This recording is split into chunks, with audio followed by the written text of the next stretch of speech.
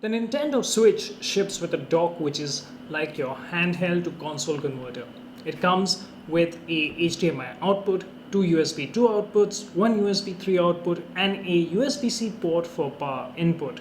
With that out of the way, docking the Switch into the dock is pretty easy. It just snaps into the USB-C port at the bottom and everything just connects and lights up. The rear cover has some proper cable management features which allow you to cleanly guide the HDMI and power cables out of the dock. If I remember correctly, you can also connect a keyboard and mouse to this, so you can use it in the Switch's interface or sometimes even in games. If you simply place the Switch into the dock, the USB-C port snaps in, and within a couple of seconds you will have the video output on your television set or your monitor. The couple of seconds delay is likely due to the HTPC handshake that is going on between all the devices involved. The simplest and most likely chain is going to be from the Switch to its dock and from the dock to your television set. If there are more devices in the middle of this chain, it's going to take a little bit longer. This is very important because it does not take away from your gameplay experience when you're holding the Switch handheld and moving it into a docked setup. The video output from the Switch is limited to 720p or 1080p depending on the game you're playing. If you're connecting this to a 1080p television or monitor, well, you're all set and you can start having fun. However, things get a little bit tricky if you're connecting this to a 4K TV set like I am. Now, my television set has a fantastic image upsampler which takes a 1080p signal and converts it into a 4K image. And not all 4K TVs have a good, let alone a great upsampler. So the model I have, the LG 49 inches 650T, I'll link it down below in the description if you're interested in checking it out, is probably one of the best television sets for image upsampling, and it does a great job of it. This TV is from 2016 and it's holding up very well considering all the goof ups and mishaps that have happened in digital signal standards in 2017.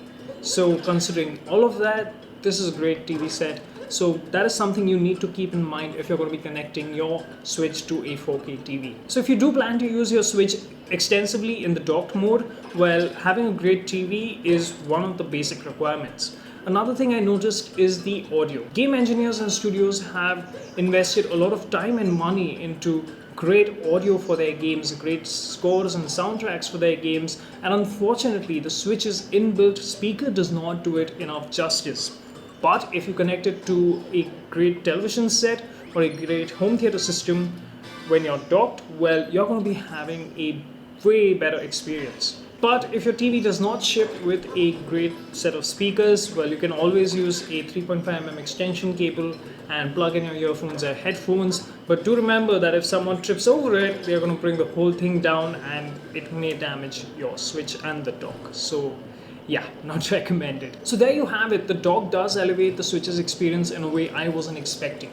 You can use the controllers in whatever mode you want. You can just hold them individually or use their wrist straps or use the included gamepad controller and hook it into that to play.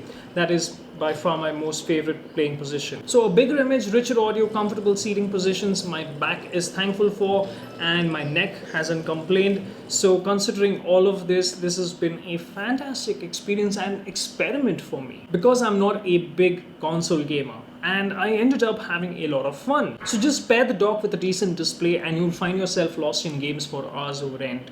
Now, if only Nintendo made a Pro dock that can output 4K signals, and if the Switch was able to store movies in it and had a media player of some sort so I can watch movies on the go or watch them when it's docked.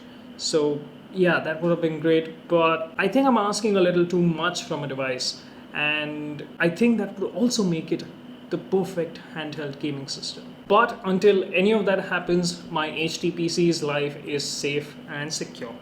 Well, if you like this video, hit the like button. If you disliked it, you know what to do. Leave me a comment down below and let me know what you disliked about it. If you're new around here, don't forget to hit the subscribe button and click on the bell icon so you get a notification when I upload new videos, especially these HDR ones, because I'm having a lot of fun working on these. I'll see you in the next one. Cheers.